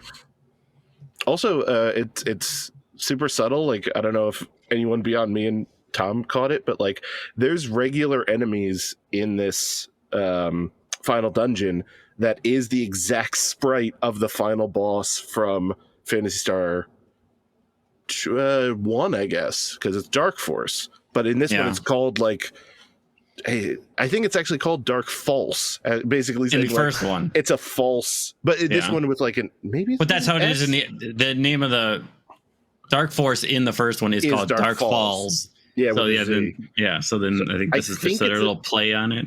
That's how I always took it. Like it's a false Dark Falls, Right. Yeah. because it's the exact same sprite. It's just like the demon-looking thing with no legs, like that comes down to a point. Again, just a super subtle thing of like, yeah, if you played Phantasy Star 1, like look how far you've come. You're facing the final boss as just regular enemies at this point. Love it. Yeah, it was a very good fight. As you come to the end, you get some great cutscene here. Longest cutscene by far, but just good stuff. Alcidian like shatters itself to protect you from the dying profound darkness. And you guys, we did it. We ended the cycle. We saved the algo system. We did it. Time to go get some beers. But first we have to cry because Meal time. gotta go back to their respective planets and duties, right? So like Raja and Kira go back to Desolis. I like how when they're leaving, they're like, "Oh, come visit us sometime." Roger's like, "They're not going to have a ship, you moron. We're taking the ship." Like, you fucking idiot. That's why Raja was the best. He was so good. It was really Then Rika good. just fucking bails out. Fuck it, I'm going. Yeah, Ren's making excuses. So I think parting's hard for her. Well, he was her master. He taught her everything she knew. So That's right. But I do love that everyone gets their little, you know, oh Han, I'll go back to the academy. Yeah, they suck, but it's the only life I know. And yeah, Grizz I get is married to that dumb bitch. I guess Grizz is like, that's "I'm gonna go excitement take for me care of my now. sister." yeah, I've been away from my sister for a while. Somebody might have attacked at this point. I gotta go. And then Rika just says nothing and just like stays in the ship and then has that super dramatic jump at the end. Let me jump out of this. Which they don't say how tall that ship is, like away from him at a certain point. It's just like this could be 30 feet or like She's like a 4,000 bio feet. mutant or whatever anyway, so what does it matter? She has a cape, kind of like Batman You can fly. style. She's a clone, right? She's like the perfect specimen of. Yeah, she's Okay. genetically engineered. But she lands in Chaz's arms, right? Yeah. Well, Yeah, he so how catches is her Chaz not broken? because like- he's the fucking hero of the fucking solar system. Because love conquers all. Yeah. Ryan. Mm, He had a Love love, conquers Tyler. he had a love boner right there, just ready to catch her. He's fucking That's right. That's why they put him in the blue jeans to hide that bad boy. got rid of that murder boner. He had the love one back. And you don't watch. Transitioned If you easily don't from watch one the to the league, other. then I guess they mean nothing to you. Fear boners, there's all kinds of those. Yeah. Those were the towers on Rycross, I thought. Yeah. Fear boner, Yeah. power boner, and courage boner. Yeah. And sometimes when I sounds shit, right. I come. So I don't nobody like watched the league. I don't understand. No. Rafi is fucking hilarious. You should watch that. But that is all of Phantasy Star 4. We get to see all the entire cast from the other games too. So you see Alice, Odin, Mio, and Noah. Then you see Rolf. I don't think Nia's in there. It's like Amy. No, she is. Is she in it? Yeah. Anna. I don't think Hugh's in there. Hugh was the doctor. But I think Rudo's in it because Rudo's fucking badass. don't they show that during when you get the Alcidian? The I sword. thought it was at the end when they're showing them all. Maybe it was during that part. It's right, Tor. I mean, you both happened really close to the end, Yeah. honestly, depending on your path. I just remember showing like all the games because then it goes to 3 and I'm like, I don't know who any of these motherfuckers are. Yeah. and 3, I don't think barely gets any love here. Like No. they show the full cast of 2 basically, Yeah. which is like 8 characters, 10. I don't remember exactly. Rolf, I want to say 8 because you could remember all Rudo, that. Hugh, Amy, Anna, Sheer. Sheer. There's And- one more. Who the fuck am I missing? There's got to be an 8th, yeah, because it was an Yeah, even number. 2.0. No, there's But regardless, 3 gets like no love. They're just like, yeah. And it's just like a whatever, hodgepodge dude. of people, and you're like, I don't know what the fuck that is. And even if you played the game, like it would have been different each time you did it. Yeah. Which I guess maybe that's why they did it. Like they That could can't be. commit to one character sprite So it because just shows, maybe it just shows the original, like the husband, the prince, whatever, and that's it. that probably makes sense. But still, it's 3, whatever. One of the things I love about this ending, though, is like Chaz like saying goodbye to Rune, and he's like, "Am I ever going to see you again?" And he's like, "Probably not, but you are strong enough to live on your own at this point." And it was like, Rune, you've accepted him. Yeah, because he's like, I'm gonna go back and fucking hop in my cryo chamber and take a nap and learn things. He's like, no, I'm still Lutz. Like, I still have this purpose. I have responsibilities. I have to send this off to the next Lutz. And, and then for him to tell Chaz, who he was like, this fucking little kid who's just like following Alice around at the end. He's like, you're strong enough to live on your own. It's like, that's so good. Yeah. I did 93 they were writing this. That's line good. Specifically, like, am I ever going to see you again? And Rune just goes, probably not. Yeah. Like, I think that says it all. Like, they're good. Still kind of antagonistic to each other, but it's just like, you don't need me, man. Like, you did 40 levels ago. Now, you got Megan and Explode and friggin' Rayblade. No, you're good, man. 100%. Any other points that we skimmed over? Anything you wanted to touch on? I know myself, like when I was getting into Miss Cave, I was having these notes like Miss Cave, more like Kitten Cave, Meowster Mountain. All right. Definitely happy you wrote those down. Yeah, we're just gonna. No, we're not gonna cut that. That's good. Miss Cave. I'm the host. I know what I said. Missed opportunity to tell a good joke. Am I right? Sorry. What was that? Cut this. We can always go back into show. Tyler. So I mean, that's just really the fallback. Hey, Bob, I got a question that you can add a 9-night question. Why aren't these jokes funny? Listen, I'm no scientist, all right? Speaking of questions, we got some community questions. Was there a thought? Do we have a community question? Really? Yeah, we do. We've got one from the lovely Chris Fader. I know that fella. Yeah. Okay. He writes in and asks, is the game good enough to proclaim it on a sign at a wrestling event? It is, but the sign did not do it justice. We needed like cutout of like fucking Chaz's head. I would have brought a real life 6-foot sprite of Seth and just held him during a show. Just like popped through its head like you were Dark Force the whole time. What an even from an obscure JRPG, picking the most obscure character from it. To answer Mr. Fader, yes, it is, because I brought a sign that said Phantasy Star 4 is really good, and it got on TV during AEW Dynamite a couple weeks ago. Ironically, when the world champion Kenny Omega was in the ring, you could zoom in over his shoulder and see me holding the sign up like a big dope, and it was great. Or check your local Twitter. Well, yeah. I think I retweeted it.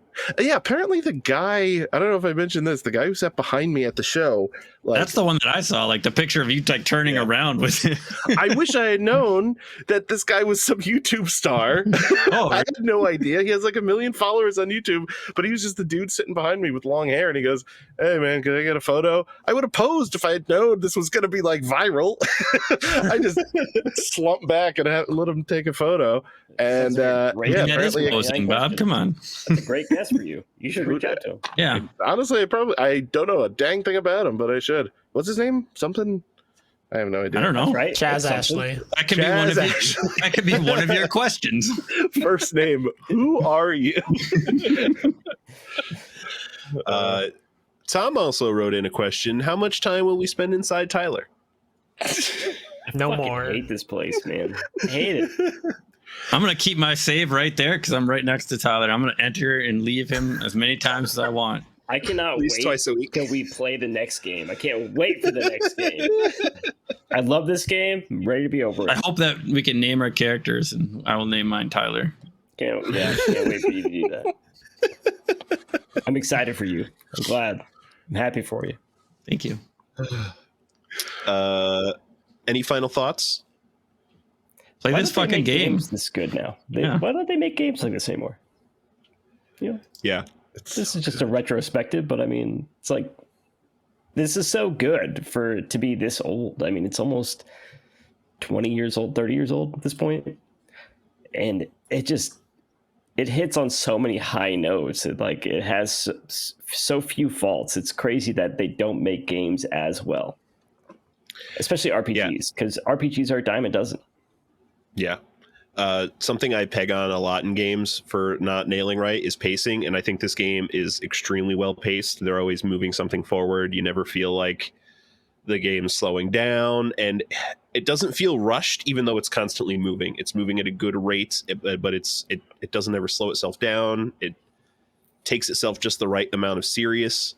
And the writing, even translation troubles aside, the writing is really good in this game. Yeah, along with your pacing, just like the amount that you get new characters and characters disappear. Like, I like how it's not you just get them and then you just have this giant fucking mass of, like, you never have more than you need. You actually have less than you need at some point. Yeah. Until the end, and then you're like, you know what? Now you can pick any of these people that you want to play with, except for Alice because she's dead. It makes you really connect with the characters you do have, because you can't just, if you did have a pool of 10 and you shuffle through, like I have that with some Phantasy Star 2 characters where it was like, I didn't use them.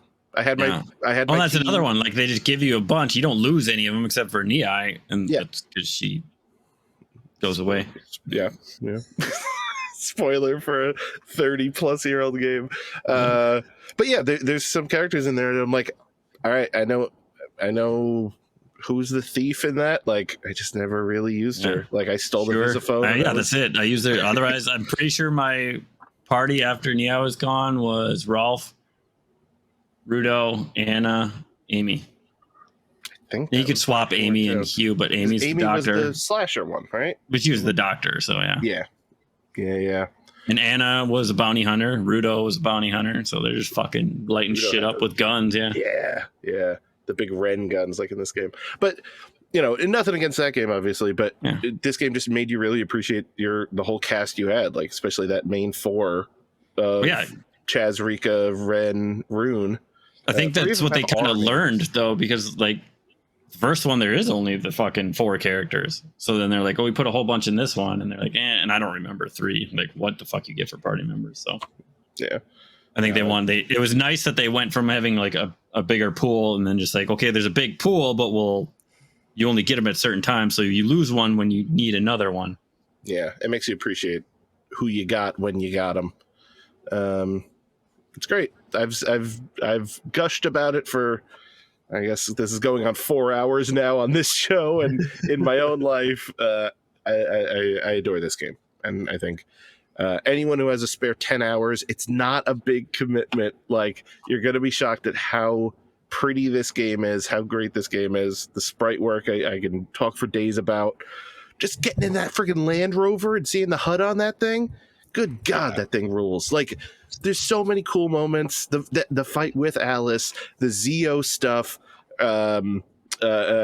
Seth becoming Dark Force. Like, there's so many moments.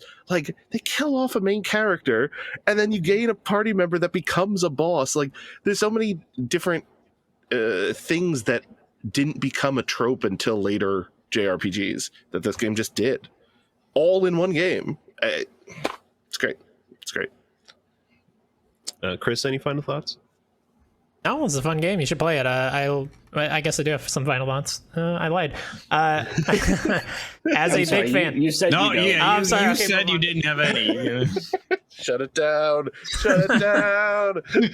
As a big fan of old Final Fantasies and Dragon Quest, I have never played a Phantasy Star game, and I'm glad that I played this one. I think I will play 2 at some point, or at least try to. Because I love going back to these old RPGs. Like you guys said, like I think there are a lot of modern RPGs that are still well paced, but they're not paced like the old RPGs were. This is much more breakneck. Like Tales of Arise, I've been playing a ton of, very well paced, but that is a long ass game. There's a lot of pacing. So yeah, I'm glad I got to play it. I'm glad we decided to go with this one. Yeah. All right. Time for scores. Who wants to go first? Bob. I mean, what scale are we talking here? Out of 10. Out of Game 1 out of Informer 10. scale. Every time, and every couple of years, I will do like a top 10 games of all time for me personally. And the way I do it is not to go off on a huge tangent, but like I'll pick every console or whatever, and I'll write down like my 3 or 4 favorite from each console, and then put them all on strips of paper, roll them all up in a hat or whatever, and then pick them out one by one and be like, all right, Mario 3, boom. Next game is Civ 5. Is that better or worse? Maybe it's slightly worse. Okay, boom. Next one up. Metal Gear Solid 2. Is Metal Gear Solid 2 better than Civ 5? Well, man, maybe a little. Is it better than Mario 3? Yeah, a little bit. And I just do that for like 50 games until I get my top 10. It feels like the fairest way to do it. Sounds like every single every I need single to see time the hat that you put these strips of paper. huge hat. All right. It's one of those Like ones from the both 90s, sides. like the Cat in the Hat ones. It's just fucking like super Like tall. a top hat, like he's pulling out Puxatawny Phil. The big Next Turd weekend or Ferguson giant Yeah. Yep. cowboy hat. But every time I do it, this game lands in my top 10 every single time. So it's a 10 for me. It's maybe there are slight flaws, but like it's so overwashed with nostalgia and everything else. It's 10 for me. It's fair. Tyler. I think this is a 9 for me, personally.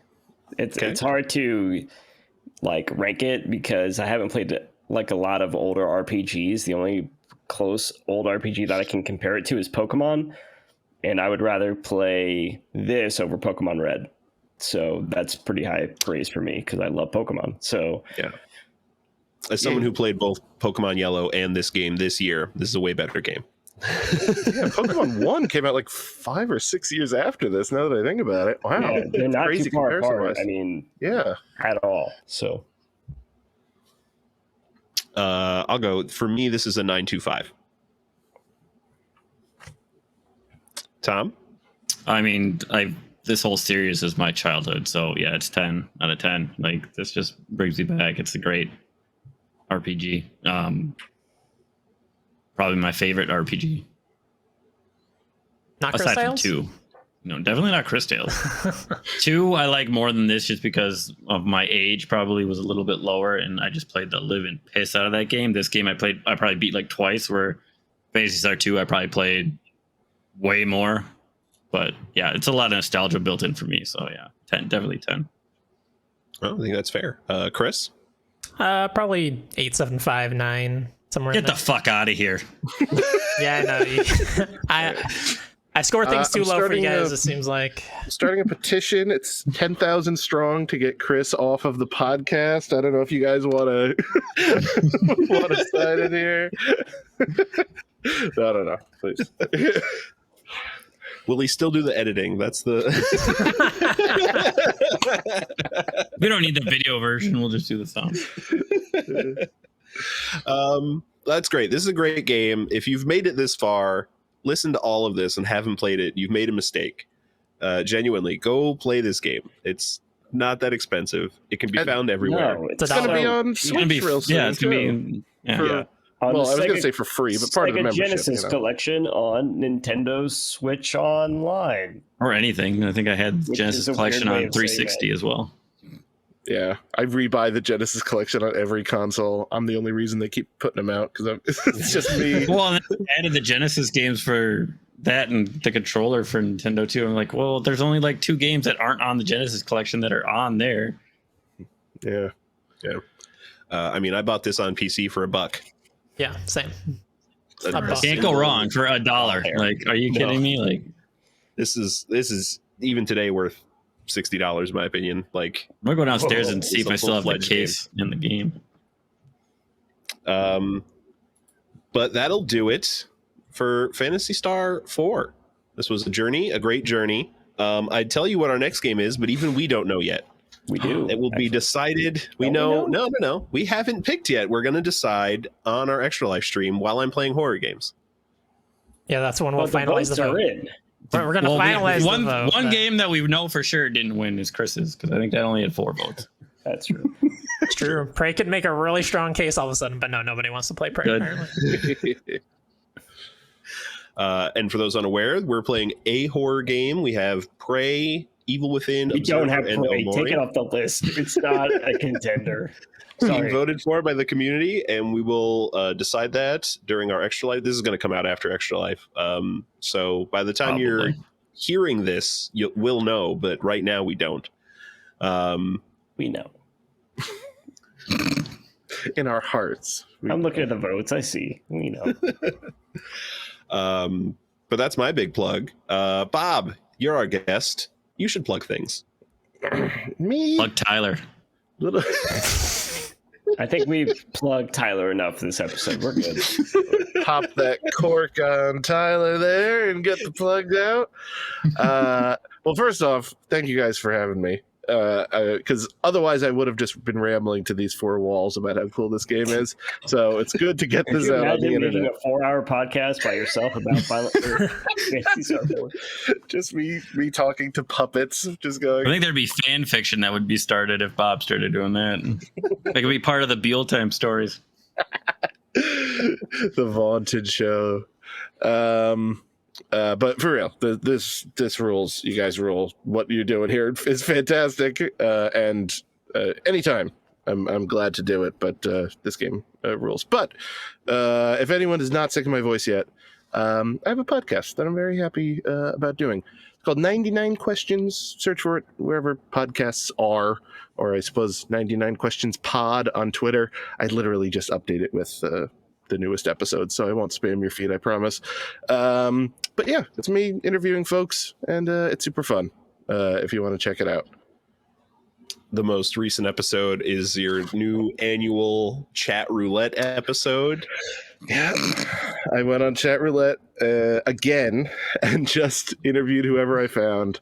And despite a sea of shirtless and almost definitely pantsless men, I got some really interesting and insightful people from literally all over the world, like Philippines, Israel, Germany, I want to say, Mexico, Pennsylvania, which might as well be another country at certain points,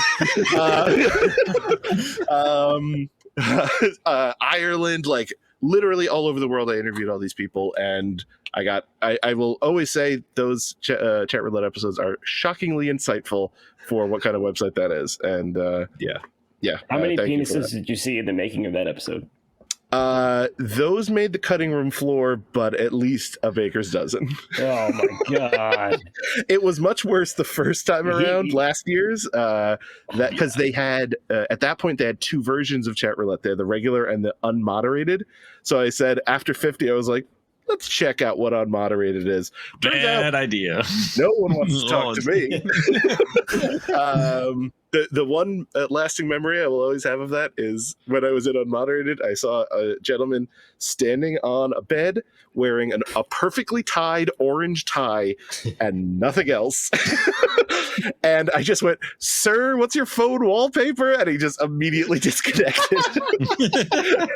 Like, man, I would have been interested to know, but yeah, I don't want to chat See, with me. you're sacrificing for the people. This is for your art. Yeah.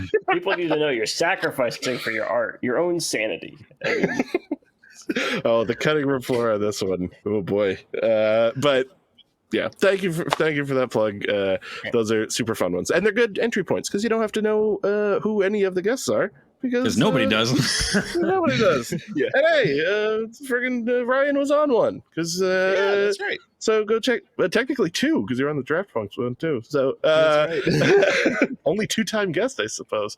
Wait a minute, I gotta have someone sit on a second time to scrub this out. I'm sure Orange Tie Guy will read.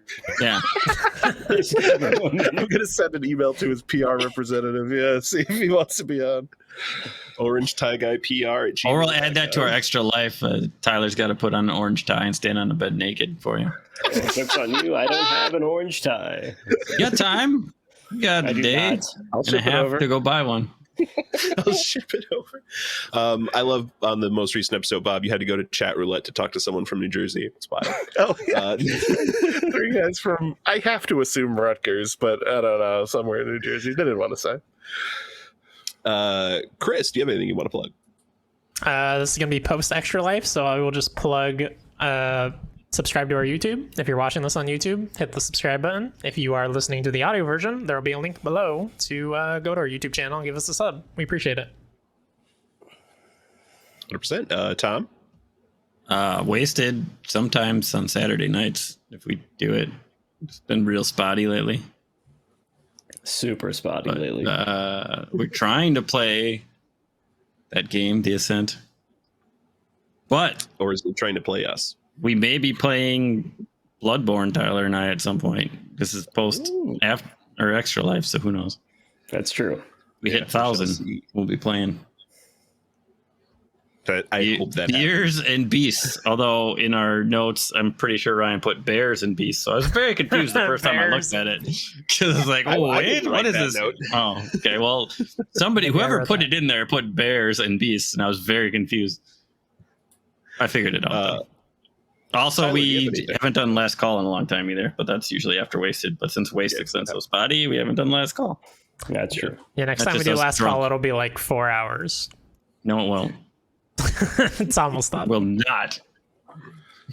It's supposed to be 45 minutes. Hour and a 30 minutes to 45. half. Tyler, anything to plug? I'm going to plug the Gotta Rank 'Em All, the Pokemon ranking show that Chris and Ryan do. They're on episode like 23. I think 23. That was the last one they just released? It was 21. It's an odd number, 20. 24 releases this upcoming Sunday, so probably by the time you're listening to this. Yeah, so they're 23's 24. out now. So, it's one of the best podcasts that I know of. It's super fun, just ranking Pokemon. You get to find out, like, everybody's terrible taste in Pokemon and get super angry that your favorite Pokemon is not anywhere close to where it should be. And Gudra is always going to be criminally underrated. And how dare Hoopa. you? Yeah, it's terrible. But it's a great podcast, and you should listen to it. Great guest, great podcast. Too kind, sir. Yeah, Bob, thank you, of course, for joining us. This was an absolute pleasure. We'd love to have you on in the future if we can get you for something else. You're welcome back anytime, sir. Very kind of you. Thank you.